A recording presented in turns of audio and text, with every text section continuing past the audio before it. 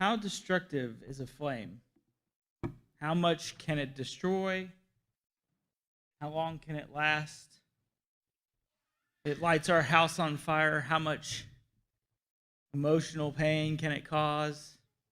Maybe a forest fire or a grass fire out in the desert can go on for weeks or months. Have you ever heard the story of Centralia, Pennsylvania? Back in the 60s, they had this landfill, and they were going to have this great parade, and they didn't want their residents to walk by the landfill in the parade, so what do they decide to do? They're going to burn it down. Sounds like something John Moon would do. Little did they think through that, because that trash heap was sitting on a coal mine seam. You want to know how long this seam burned? It's burning today. Still have smoke coming up out of this coal mine. And that's just fascinating. And there's lots of facets to the story. Lots of lawsuits, $7 million spent by the state here, $24 million by the federal government there, and it's still burning, and like 6 people live there today. And granted, that probably was no small flame that they started that with, but it had a major lasting impact that is just impressive to me. And it made me think about James chapter 3. Let's read a few verses here in James 3, starting in verse 2. For we all stumble in many ways, and if anyone does not stumble in what he says, he is a perfect man, able also to bridle his whole body. If we put bits into the mouths of horses so they obey us, we guide their whole bodies as well. Look at ships also.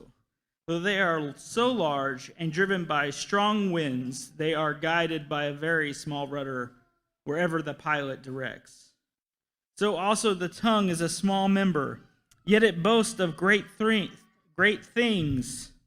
How great a forest is set ablaze by such a small fire.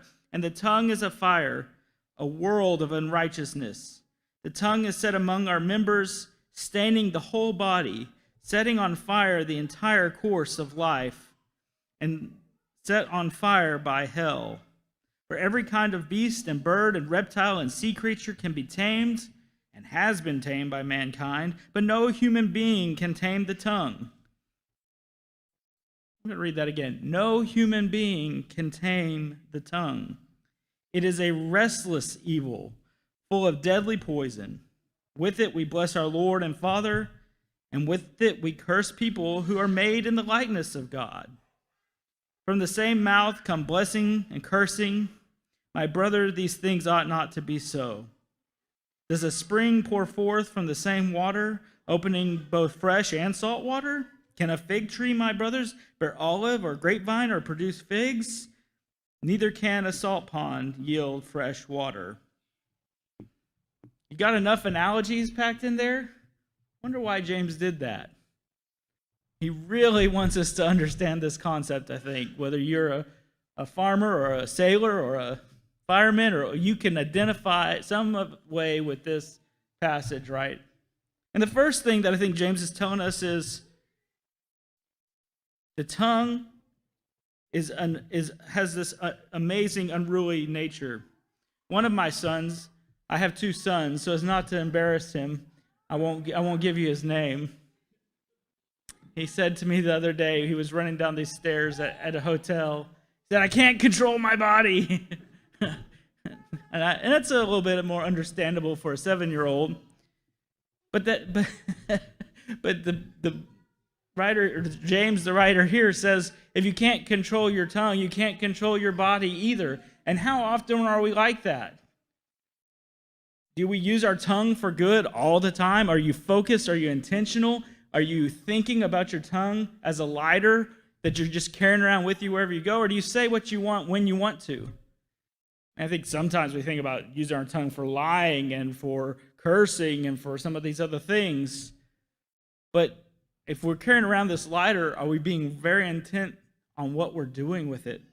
It's an unruly power that it's hard to control. Secondly, it can do a lot of damage. It can do a lot of destruction. And you say the wrong thing to the wrong person at the wrong time, and maybe you have a coal mine burning for 50, 60 years without end. Ephesians 4:29 says, "Let no corruption or talk come out of your mouth, but only such as good for building up as fits the occasion, that it may give grace to those who hear." Are you worried about lying? Are you worried about gossiping? Are you worried about cursing? Are you worried about doing good with what you say every time we open our mouths? That's a big difference between those two things. And I don't think I put enough emphasis on it. And how profane this contradictory nature that we can have with our tongue. We can come in here and we can say glorious things in song and prayer to our God and Father, and we can turn around and go sit with somebody and run another Christian into the ground, or run another person, any part of creation, into the ground. How shameful. How shameful of me when I behave in this activity. Matthew 15:18 reminds us, what comes out of the mouth proceeds from the heart, and this defiles a person.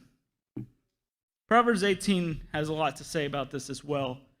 And it's really interesting imagery when you match it up with Matthew, because what it says is what comes out of your mouth is what you are sustained on, which is kind of opposite of how we think of our mouth, right?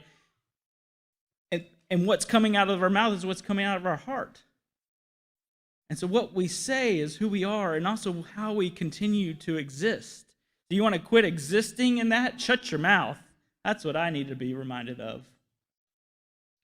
I think we could all do with talking a lot less and being a lot more thoughtful with our tongue. Controlling the tongue is a daily challenge. And let us not think we've mastered it. Let us not think we are taming it or in control of it. It requires constant vigilance and a heart that's aligned to God. And we need to filter our mouth very carefully. Let us strive to reflect God's love everywhere we use our mouth, and to build up rather than tear down as we go in through our week. This is a challenge for us all, clearly for us all, and I'm very much included in that. And I hope you'll go with me and reflect on these thoughts in this passage from James as we go into the week and into the rest of our lives. We do have a baptistry here, and if you want to be baptized tonight, we're ready and able to do that. But if you are just in need of prayers for whatever reason, you're feeling low, you're in sin, you want to move forward and be lifted up by us, please come forward while we stand, and we'll pray with you.